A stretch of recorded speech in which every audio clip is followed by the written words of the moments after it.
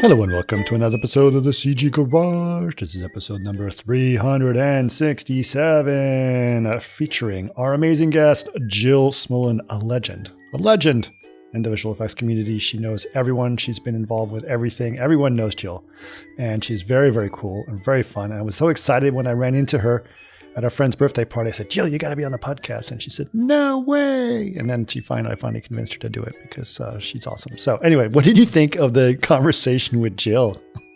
She is great. This podcast is kind of like nice and refreshing, just kind of what we've been talking about lately. She kind of just gives a different aspect on some of the things that you have discussed. But we do get to kind of hear about her background. And I liked how she said her most consistent job was volunteering at SIGGRAPH for I think 10 years or something. And it's amazing what she's done. So she was a technical consultant for like LACMA's stereoscopic of 3D history show, which she said was just like amazing.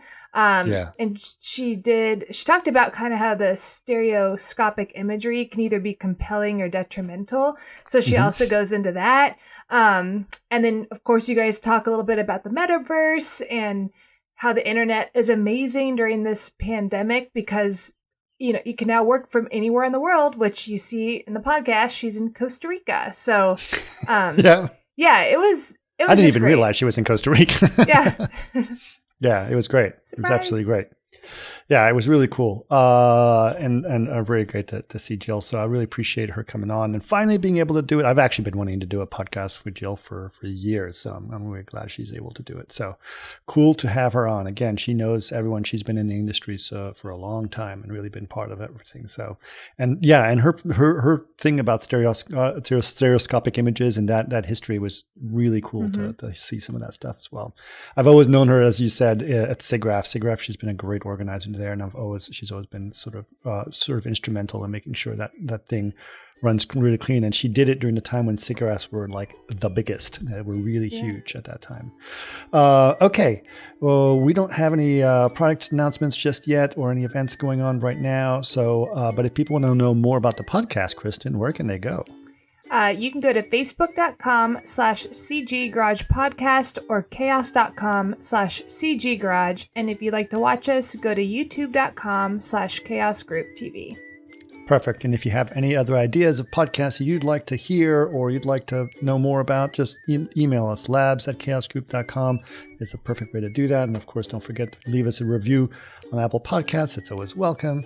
And besides that, please enjoy episode number 367 with Jill Smolin. Welcome to another CG Garage where the Chaos Group talks. You'll know it's over when the last bucket drops. We're gonna fire off rays in high dynamic range. We know that ambient occlusion is passé. Global illumination won't lead you astray. And while image-based lighting is really swell, you need to make sure everything has Fresnel. I'm still nervous. But you see, it's not really that bad, right? I know. No, I know. I just have never done. I tend to shy away from this kind of thing. But I was just like, okay, it's time to be brave, Jill. Be brave. See what he's going to ask you. I'm so curious. Well, I'm curious. Well, yes, I'm curious, actually. That's why I wanted to talk to you. Well, I hope you're not disappointed or too disappointed. I'm not going to be disappointed, Jill. I'm positive of it because I've always had great conversations with you over many years. I know. many years. Many years, I know. Yeah. Yes, yeah. I know. You can see it in the chins. Okay, I do want to know a little bit. One of the things that I've noticed when I do these podcasts is I actually talk to some people who I've known for many, many years, and then I discover amazing things about their past that I didn't know. And so I want to know a little bit about your past and how you got involved in the visual effects world. How did this all happen? Oh, I'm a groupie. I mean, I think that's probably the thread that we're going to find out. No, right. I was raised in England, and you can tell by the accent. And and I was actually a big theater chick. I lived outside of London, and my joy was going into the city and seeing as many plays as I could. And I swore to myself that I would know everything about theater, and film would always be a mystery to me. And we see how that turned out. And then Yeah. I was a lit major. I mean, I'm a writer, and I could talk about Joyce till you're sleeping. Um, and I don't know, one day I was writing, and it was back in the early 80s, and I was writing for an online tech mag, or it wasn't online, obviously. It was called On Location, and it was basically an industry magazine about technology. And for my senior in college class, I was just like, I want to work there, and I'm going to study, or I'm going to start writing about these locations, that people are talking about. And then I started falling in love. I actually had a major crush on Tony DePeltry, who was an animated character in the 80s. And I just, oh my gosh, I guess he looks like Jay Leno. But I was just, and no, I don't have a crush on Jay Leno. But I was just so taken by the fact that this guy, this amazing, morose, sad piano player, was created in the basement of a university in Montreal by these two guys. And I just went, that was it. I was hooked. I started writing about the Amiga. I wrote about artists, traditional artists who then created on computers. I totally stalked Bob Abel's company. Not quite sure why I didn't actually barge down the door then. I think I was too chicken. And I remember going, I mean, grabbing any kind of assignment I could get that involved anything with technology. And I remember going down to shoot, I was reporting on the shooting of a commercial down on Blackwelder, which of course just became this incredibly renowned street that all of us geeks know about and love and have stories about. And then one day I was just in there just thinking, I need to barge in to this. Well, I need to barge into this other world, and I didn't know how. And so I just kept stalking, and I stalked, and I went into design for a while, and then was helping designers kind of migrate from Ruby lists and pencils and rulers over to computers. So I became the Photoshop expert at design studios, which was pretty freaking ironic. And then I started barging down doors, and wonderful friend, she was at the time married to a friend of mine, Lisa Spence. Oh, I know Lisa. Yeah, Lisa helped me immeasurably just kind of make the connection. I didn't care where, I didn't care what, I just knew I had to be part of whatever it was that these people were doing, making pictures with computers.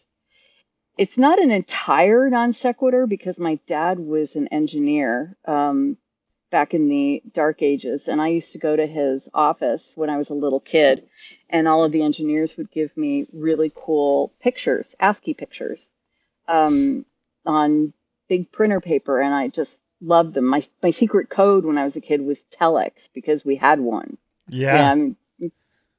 But anyway, so that's how I barged the door down through after a couple really humiliating interviews at Digital Domain. Somehow they hired me, which was a miracle, and I was in heaven till the boat sank. Is what I say. The ship sank, and so did I. Yeah. So what were you doing at DD? Oh my gosh, it's so ridiculous. They hired me to kind of build a training department or take over.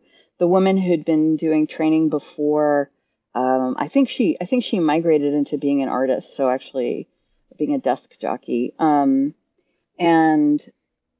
I came in there, and I remember crossing the parking lot the first day or so, Judith Crow running to a meeting and say, "Prisms, we have to learn prisms. I'm like, what the fuck is prisms? Prisms? Oh, okay. And so anyway, that's how it began. And, at that time we had pipeline was a thing of the future, right? We had a job system that I needed to teach people coming in. And at that time, it was really interesting because we were trying to get people to understand that the indies they were on were just $60,000 computers or pencils, $60,000 pencils. And of course, we're still fighting that battle today. Right. Those of us in the effects industry. And, and like I said, I'm a groupie. So I got to work with and hold hands with some of just the most extraordinary creators. Extraordinary.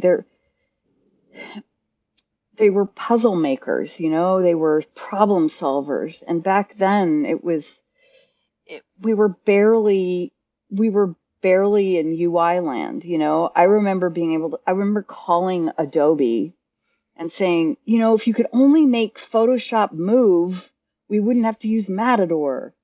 I mean, just stupid Wow. shit, it's just like, yeah. And this was a long time ago, but yeah.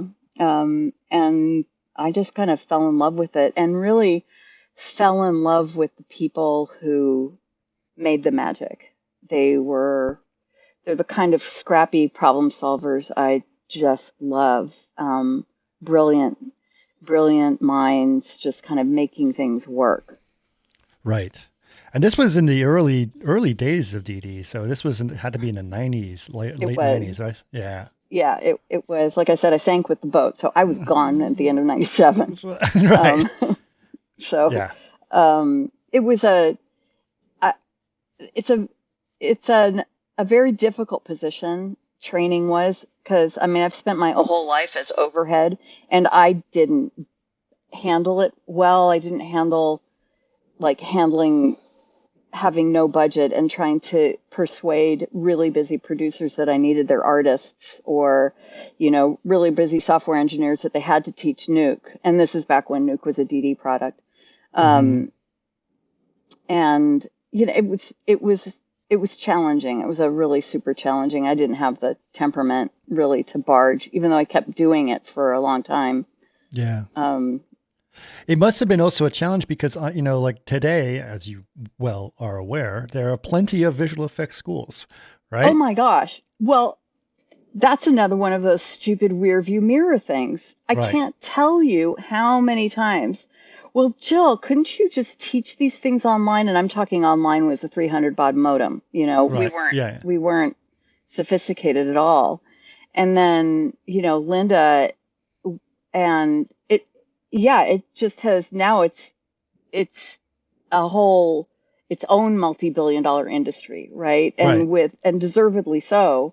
They're incredible schools. I did then, and I still now have opinions, I guess, about the trade school mentality where you're just learning the box. I feel like we can learn the box on our own. What we need to know is actually what makes a character come alive, what makes fire look like fire. Gosh, back when we couldn't even do fire, what makes it, what grabs us and brings us in and makes that character stick to the ground, or makes that character fly and look like it's actually integrated into the background instead of, pasted onto something.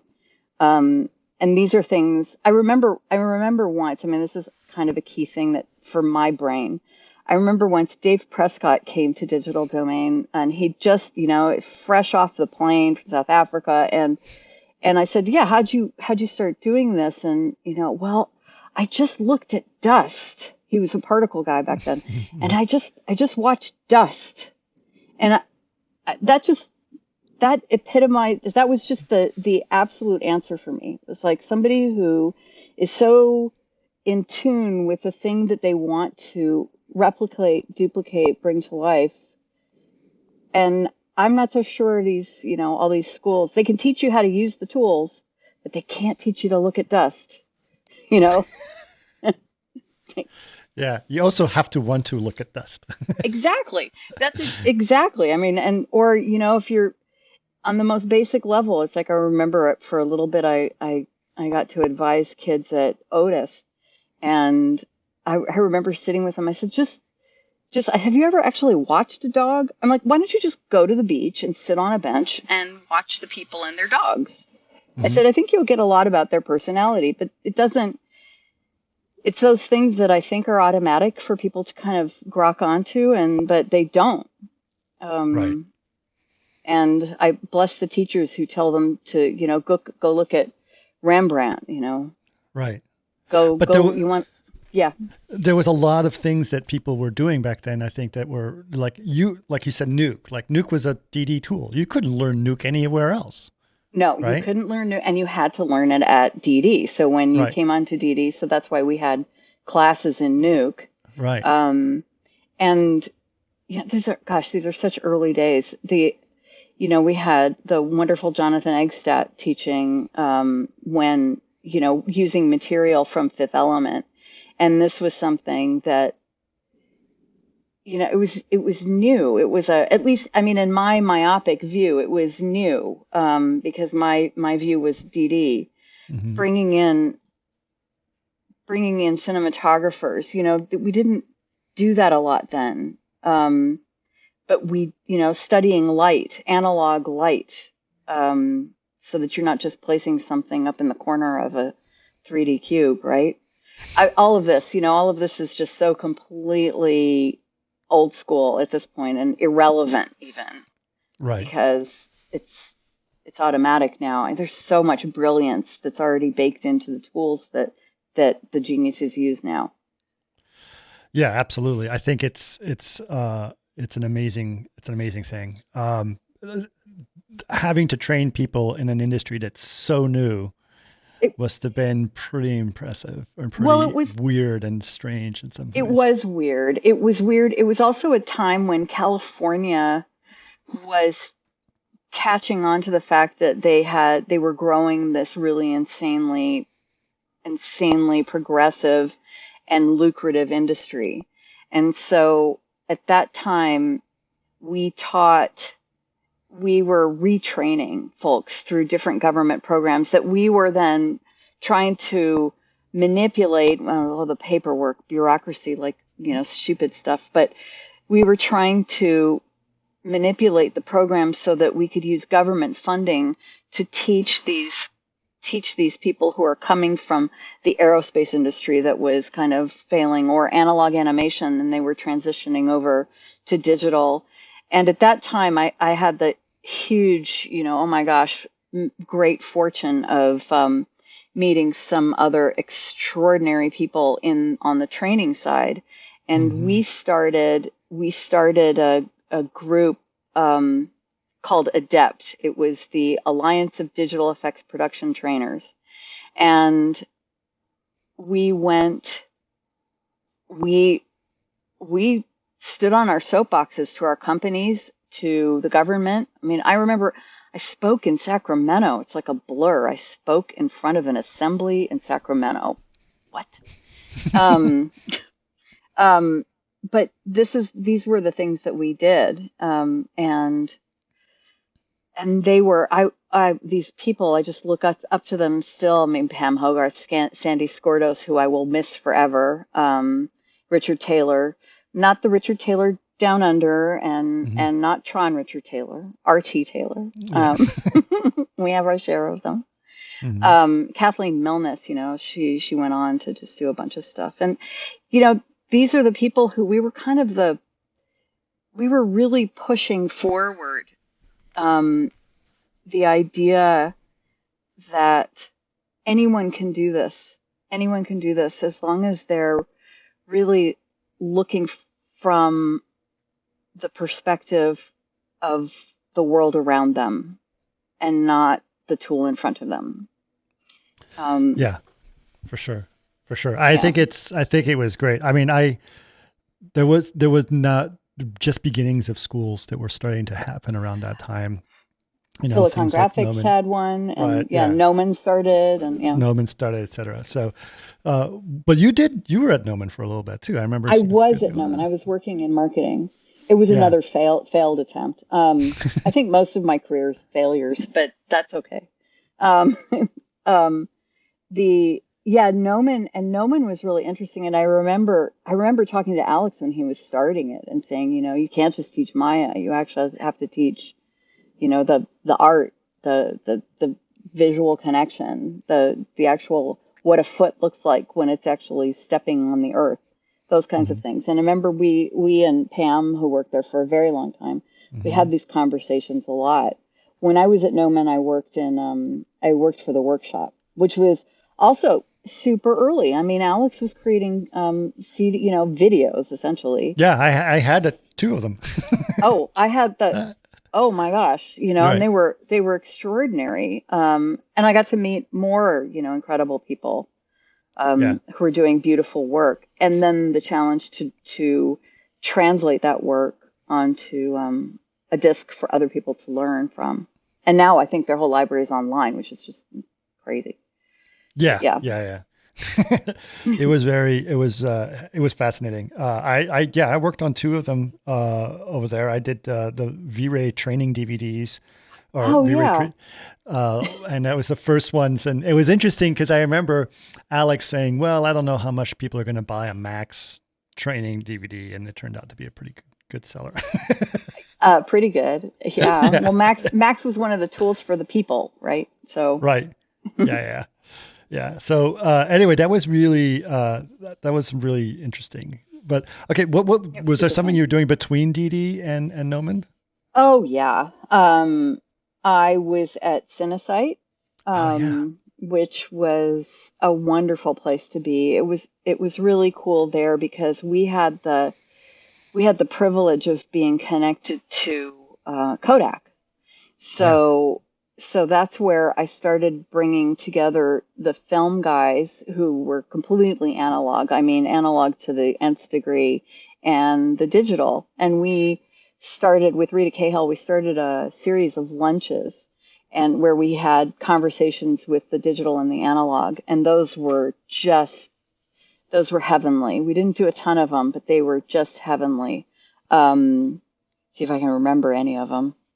Probably half, but and then we also that was where the first Cinesite was the first DI for O Brother, and that was fascinating. Just listening and learning and making that happen. We had some horrible things. Obviously, I was there in 2001, and let me tell you, the outcome changed some films that had to be retooled and Explain to redone. people what happened in 2001. Oh, 2001, when our two lovely planes crashed into our beautiful towers in Yes. New York, which Right. it really upended our entire way of living. And at that time, I think, and I'm reluctant to even say it because I could be wrong, but I think it was Ocean's 11. But I think there was a scene that involved New York, New York, the hotel, and I think they changed it. I don't remember. Somebody else can correct me on this because Hmm. I'm not entirely sure. But it was, things like it was more magic. It was more magic. It was more bringing people in and making things work. It was a very different environment than digital domain. At that time, it was actually pretty interesting, and I think worth noting that we didn't have the plethora of effect studios that we do now. And at that time, every studio, or pretty much every studio, had its own personality. It's like you'd go to Sony, it was very different than Rhythm and Hughes, which was very different from Digital Domain, right? So, which is very different from ILM. Each of these had its own personality. And I think those of us who were fortunate to work at that time learned a lot even from that. Because, Yeah. so much of what we do is working with other people. Well, I think DD was very, very much embraced their personality. Like they Oh, had boy. a pirate flag. We had the whole- pirate flag. We did. Oh no, we were proud of that flag, Yeah. and our skull and crossbones, and it was part of it, and the firehouse, and Mhm. those of us who were there then, many of us are still friends. They're my family. Mhm. And even if I don't see them, I love them. It was a cherished and treasured time. Crazy and cherished and treasured. Yeah. But- But Cinesite was pretty important too at that time. You mentioned, obviously the first DI, which is pretty incredible. It but was cool. But they also they made the Cineon files, right? That was Which was also fascinating, right? Because Cineon, I'd come from Nuke, Mhm. and I was really accustomed to being able to write scripts and have artists write scripts to change whatever they wanted within Nuke. It was a very much Lego type piece of software, and Cineon was not. Cineon was a bunch of cables and spaghetti, based on film. The concept certainly based on film, but it took an extremely different kind of skill set. You still had to know. And the other thing that was really interesting being at Kodak essentially was our interaction with cameras and I remember we'd get experimental LUTs. That's like, again, brain and a long time ago, so somebody can correct me. But I remember we'd get plugins that we'd try and use in Cineon. And this was a time that Shake started too. Shake was just a little dream in someone's eye. Mhm. And yeah, so it was, and actually, oh wait, and RFX made one. I mean, didn't Ray Chalice? No. What was RFX's compositing tool? I don't remember. I don't either. Oh my gosh, it's so stupid. I can't remember. But they, compositing tools were just. And Sony had seemed to be- Bonsai, which Sony had Bonsai again. was internal. based on Shake, wasn't it? Based on Shake? I think it did. Was it? I'm I don't not know where sure. Ron came from. All of this is Mhm. murky and mixed up, so it could have. I don't know. And Ron Brinkman, who Mhm. was so. And also, wasn't there the Apple product at that time? Well, Again. Apple bought Shake. Apple bought Shake and turned it into Motion, right? I think so, but then they just Something killed like it. that. Yeah, and then yeah. Yeah. Yeah. Well, then Nuke came out on top, which is fine. And then because it's Well, Foundry, yeah. I mean, Yeah. Foundry changed the landscape Yeah. to such a big degree. So yeah, and so now Nuke is for everyone, and also Nuke's such a different tool than it was way back then. But of course, we've got different ways of making imagery now. We didn't have to do VR. We didn't have to think about stereoscopy back, in the 90s. We didn't. I remember when I started at DD and, it was my first job in visual effects and I had to learn Nuke, right? And the only other quote unquote compositing that I had at all was basically After Effects. So I didn't really know, and then here's Nuke and you turn it on. And as you probably remember back then, it's just a gray slate of nothing. Yeah. Start with nothing, start dropping things in there. That's what it was. There was no interface at all. I'm like, this is crazy. How do I supposed to do anything? But it was crazy. But then once you got it, you could, because it was such an open-ended tool, you could really do anything. Yeah. I don't know. It for me, it was, again, just more magic. Yeah, for sure. Yeah. For sure. Well, I thought it was, I loved working at DD in those days. I think it was fascinating. Okay, so you obviously you've had experience in some very interesting things. You're obviously figured out things that are going on at DD. It's Cinesite. And what happened after Cinesite? Oh, well, we can leave those. A lot of my life is looking for work. I will say the biggest consistent job I had was volunteering for SIGGRAPH, which I did a tremendous amount of. Which you were director of SIGGRAPH at one point. Not director. I never chaired the conference. I chaired different venues at the conference. And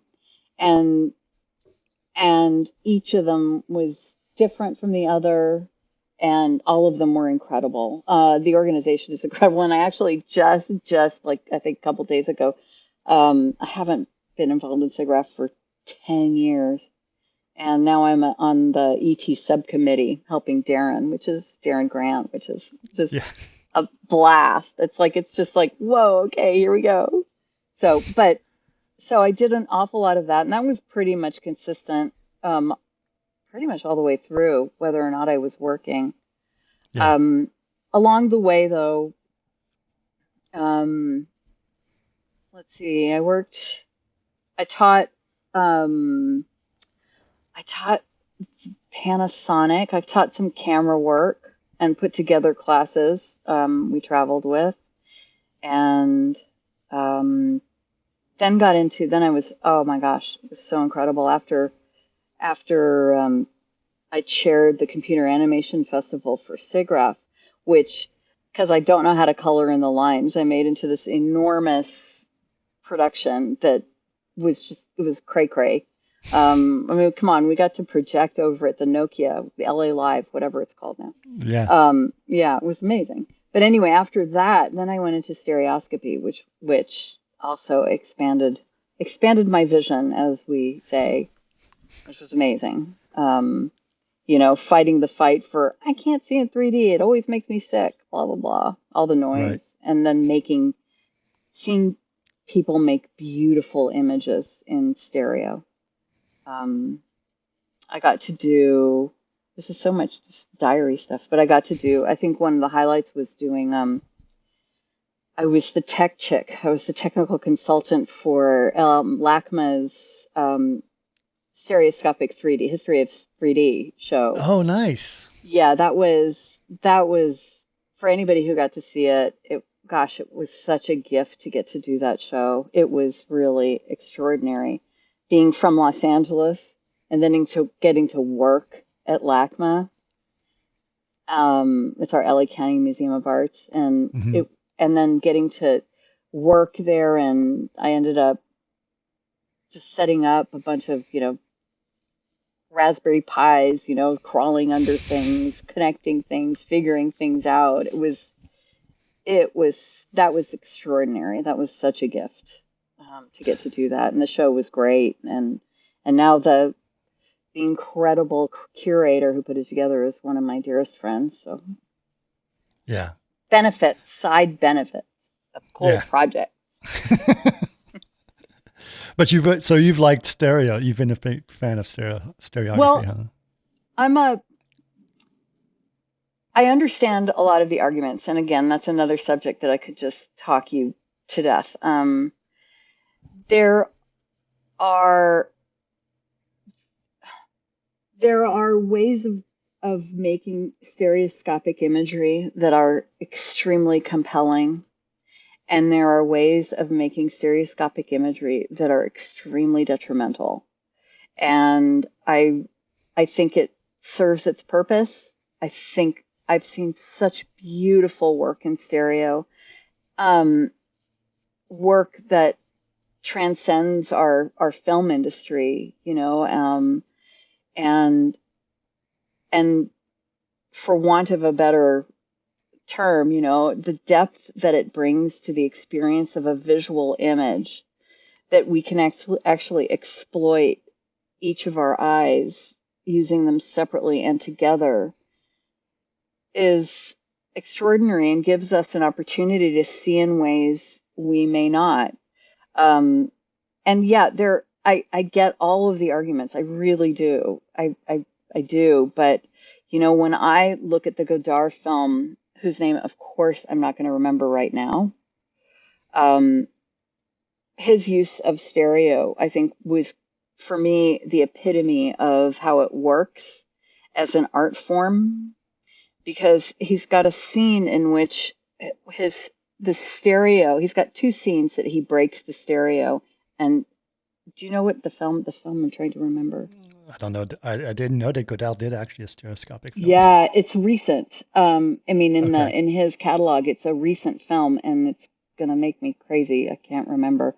I wish I had somebody here just looking it up.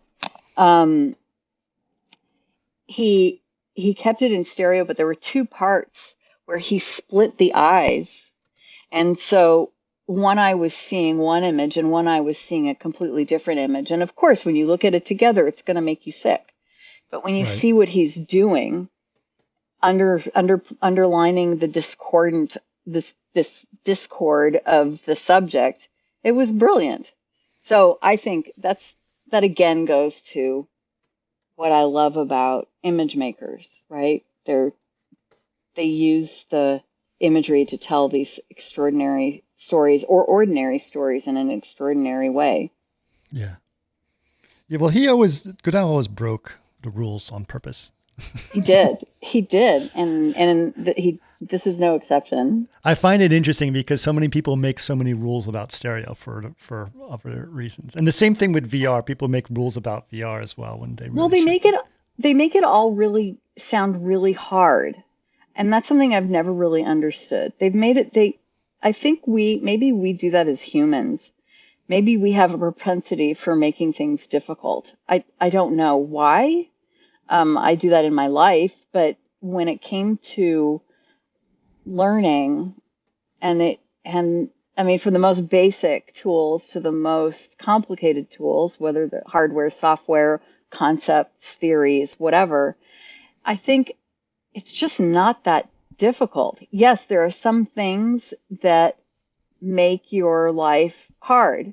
And yes, there are some conditions that we have that may make seeing stereoscopic imagery difficult. But basically, it's not that hard. It isn't. Same with VR, though. I mean, VR, I think, is its own fascinating animal. Sure. And I was fortunate to work in that as well. Again,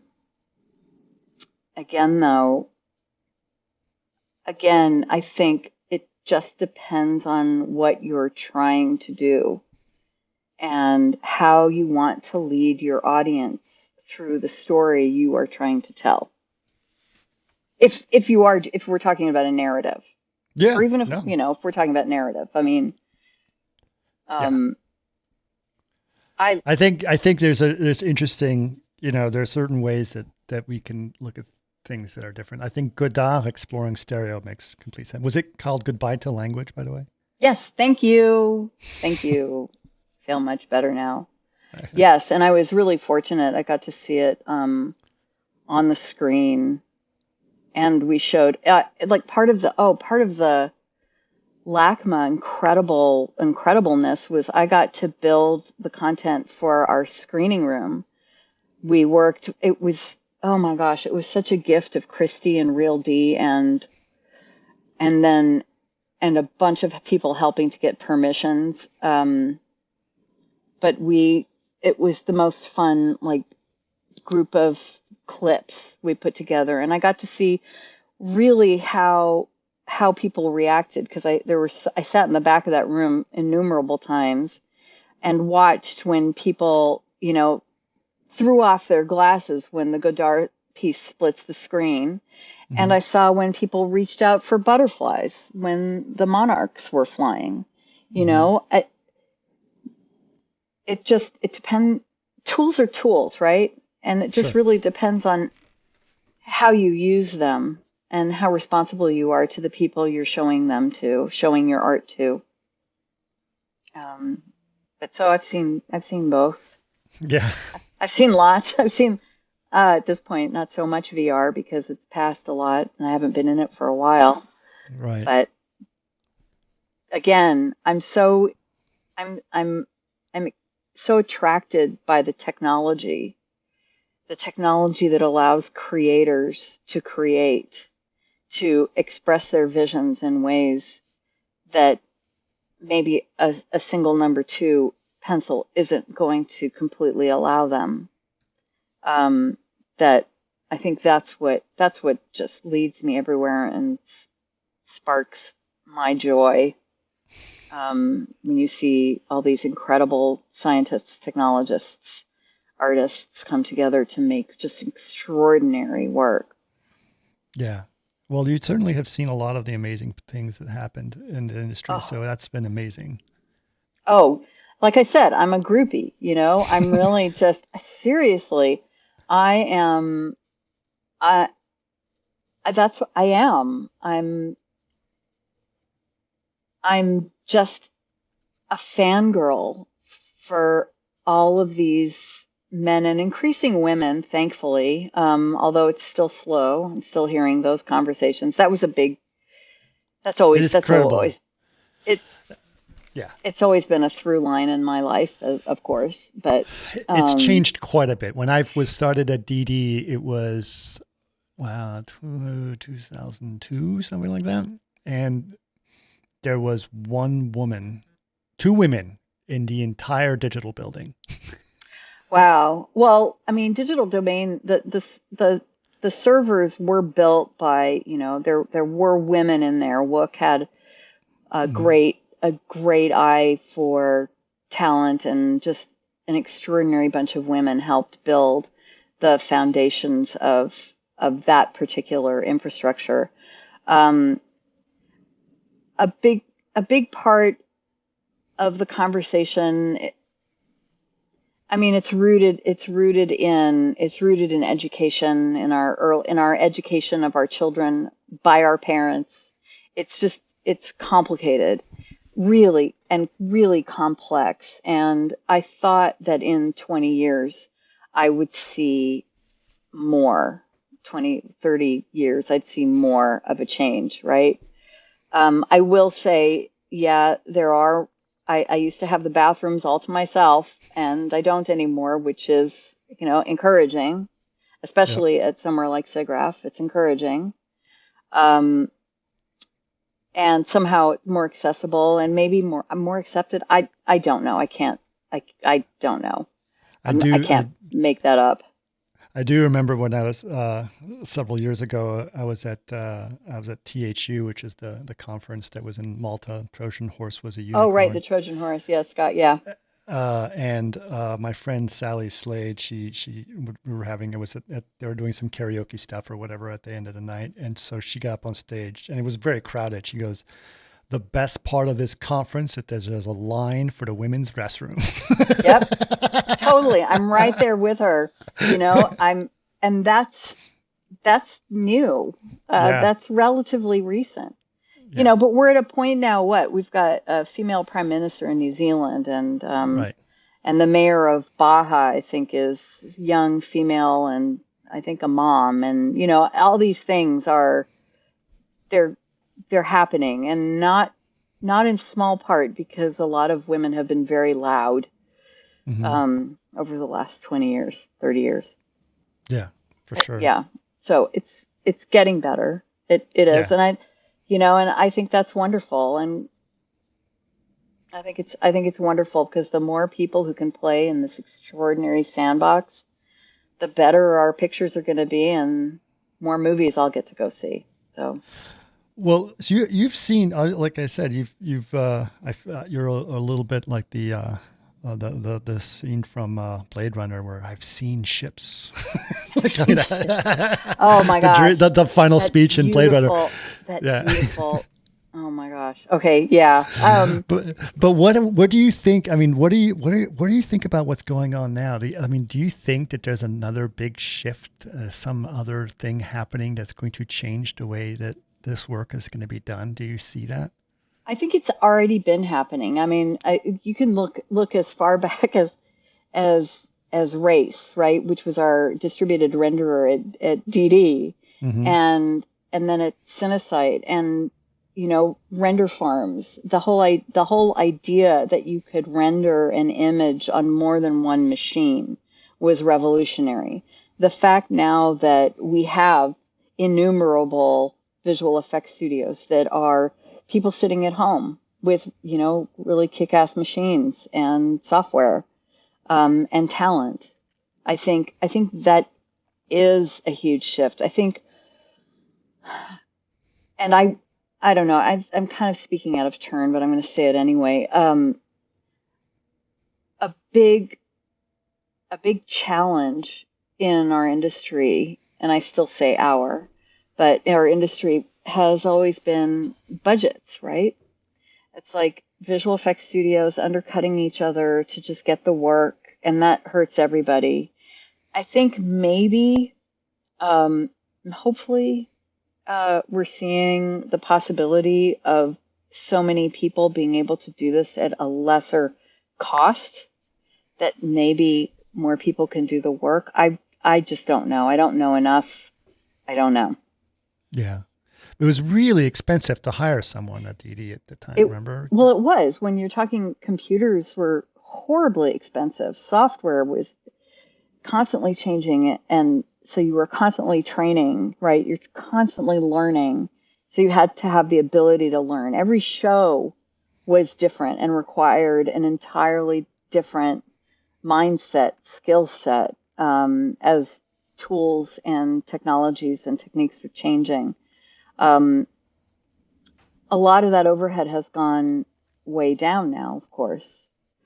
But again, I think that balances out by the fact that, well, a lot of people are paying their own ways now. So, sure, they don't have to buy a $60,000 computer.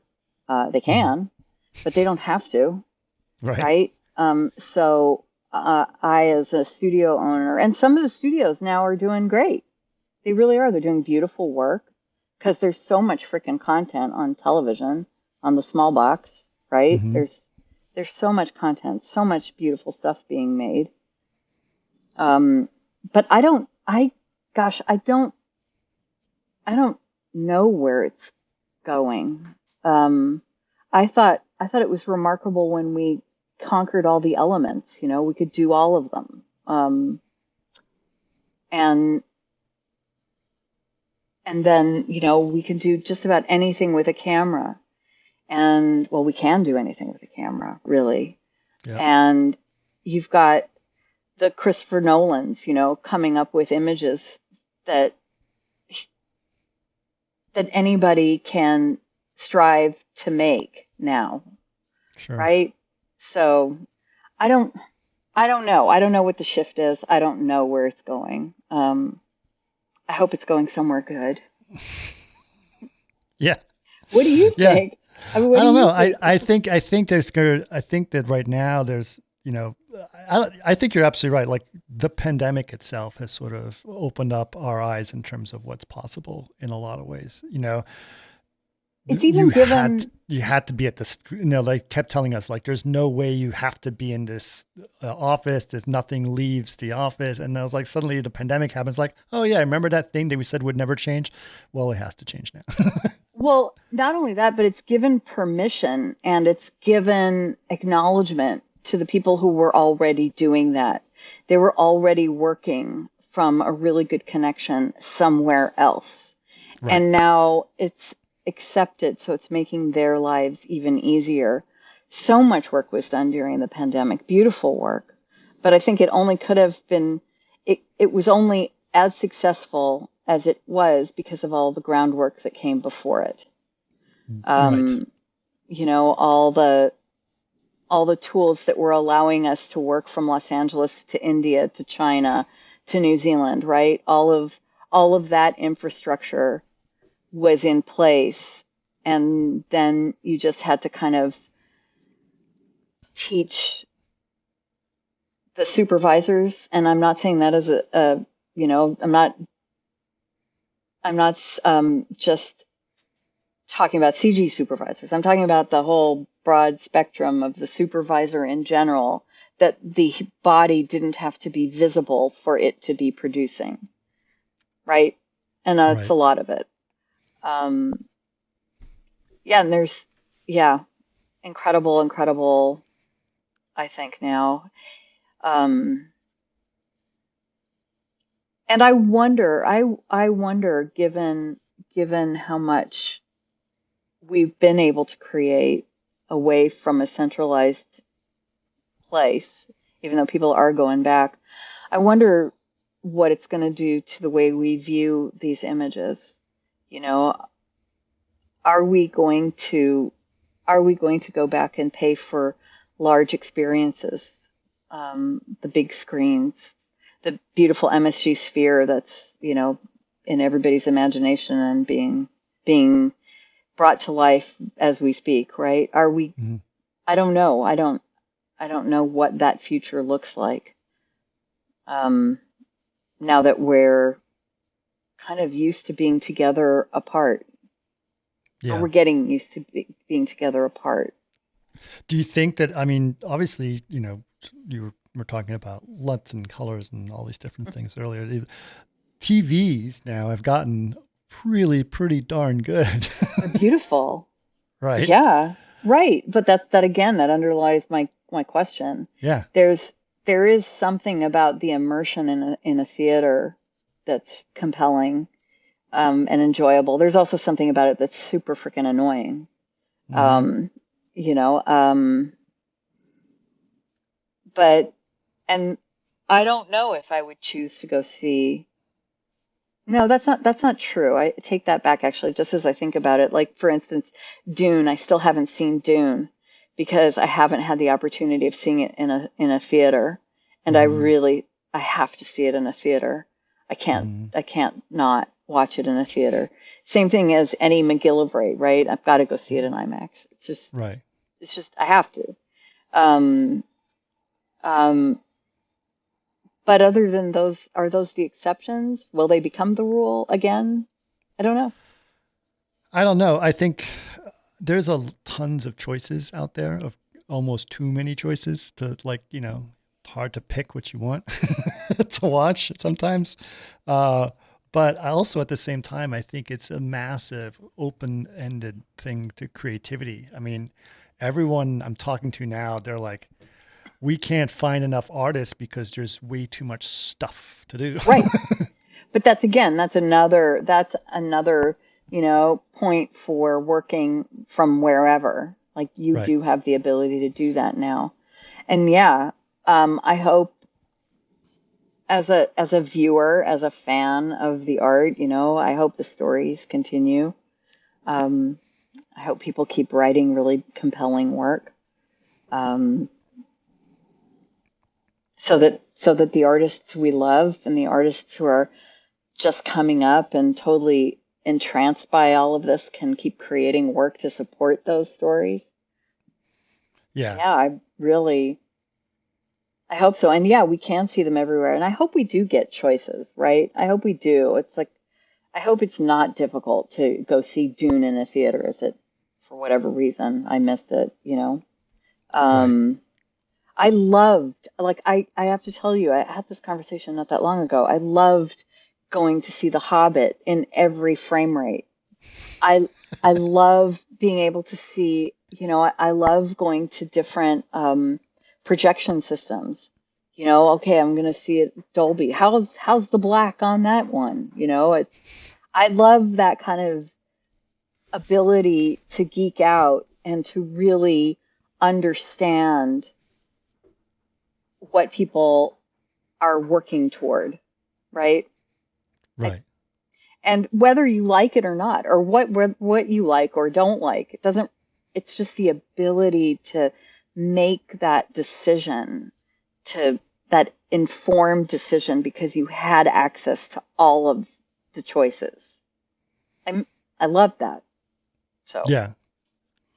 Yeah, I don't miss. There's definitely something about a theater experience that's gotten spoiled in some case. The technology has definitely gotten really, really pretty amazing, and I appreciate that. But the experience, sometimes I feel I kind of jokingly, like, sometimes going to the movie theaters feels like experiencing trying to a mattress salesman trying to sell me a mattress. It's like, oh my god, it's very, very hard, and it's like, if it was only about the film, it would be amazing and the yes. experience. But everything else around it tends to make it a little Well, spoiled. and and I don't know if that's because we've lost our manners.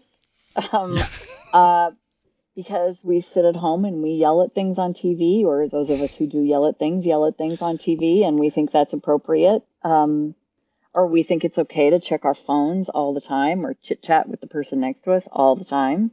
Yeah. Um, I don't know. I do know that, and I don't know if I'm just turning into an old curmudgeon, which is possible, but um, that's definitely a turnoff for me too. Um, Yeah. I think what's also happened is that, you mentioned the movies are expensive to make, right? So they're expensive to make, and then they keep having to, fewer people are going to the theaters because the tickets are becoming more expensive. So you keep adding this cost, and then what's also happening, because they're becoming so expensive, there's only pretty much one kind of film that's going into movie theaters. There's no variety anymore. No one's taking any risks if it goes into the movie theater. Well, how much risk can you take when you're making a film by committee, right? Right. I mean, but that's nice in the sense, because then there's a lot of really creative things that are happening up on streaming networks. So there's tons of good stories there. oh, absolutely. Absolutely. And there's a lot of wonderful work. I mean, from the visual effects camera communities, we're seeing beautiful, beautiful work. And oh my gosh, I mean, I'm so in love with the work. I mean, aside from the fact that I love the Mandalorian and Boba Fett, right? Okay, that we can shove that to the side. But just the fact that all of the work that has gone into making that work and making that successful, all of our kind of work, and we get to watch it on our screens at home. Yeah. That's wow, what a gift. How lucky are we? Aside from the wonderful talents that get to work on it, yeah, I'm forever envious of them, sure. But and I miss being part of that creativity. But gosh, it's incredible what we get to watch, like sitting at home, right? Yeah. It's really kind of amazing. It is. I mean, I just think back. I mean, look, when I was a kid, and watching on my black and white and color television with the cord attached to it, and the screen would go in and out, and now, we're watching, and we get to watch The Mandalorian. Right. And those of us who over the internet, exactly, over this, not connected to, it's mind blowing. It still is. I don't take it for granted. I wonder if I ever will. I don't though. 4K, like HDR, HDR on your freaking phone. Yeah. I mean, some semblance of it, okay. Yes, we could argue about it, but some semblance on your phone. The concept is on your, it's mind-blowing. Streaming over Wi-Fi. As I am right now. From Costa Rica. You're in Costa Rica right now? I am. Oh, wow. I know, I am. One of my very good midlife crises decisions. But yeah, I've had many. Okay. I intend on having many more. I'm in the process of moving, so it's kind of more and more as my life changes and life allows us to do these things. Yeah, so more and more. That's amazing. That's amazing. I would encourage people to just really follow their internet connections to wherever they want them to be plugged in. Really, just do it. Well, that's exactly it. Like, I had no idea in Costa Rica. No, well, how would you know? I told you. I mean, how would you know? It's like last time I saı you was like 4 weeks ago at a bar. I know. At a bar, yeah. I know, and I want to go back there, and unfortunately, it's a little too far to go. But yeah, especially from Costa Rica. Exactly. The beer was much better there. Gotta say, beer's not too good in Costa Rica. The imported beer is fine, and there are some local brews that are not bad. But no, I mean, McLeod's was pretty great. Right, but there's other things to enjoy. Oh, I'm not complaining. Yeah. No, not complaining. Are you on the coast or? Yeah, I'm actually. Okay. I was super lucky, but we don't have to go into that. I was just like I was super lucky at a super lucky time, and my house is just falling apart. I keep waiting for the day that I'll have money to redo it, but the location's beautiful. That's amazing. It's extraordinary. Yeah. That's amazing. Well, that is absolutely wonderful. This has been great talking to you. I really appreciate it. Fun. I'm so tickled that you're talking from Costa Rica because you completely caught me off guard there. Well, yeah, because this in front of me is definitely not a visual effect. It is visual and not an effect. It's incredible. Right. Well, yes, the glow is not from my perfectly aligned light. right. No. Yeah, it's from the The setting sun. Yeah. Well, thank you so my much, gosh. Jill. Appreciate Thank it. you. This was so much fun to do this. Super fun. Super fun. Thank you. Thank you for making me terrified and making me do this. And You were very reluctant, but look how well you did. Was it fun? Was it an easy experience? well, talking to you is always easy, whether we're staying at a bar or I guess now when we're talking here. So yeah, Right. It's awesome. Great. Awesome. Thank you. Keep doing All right. these.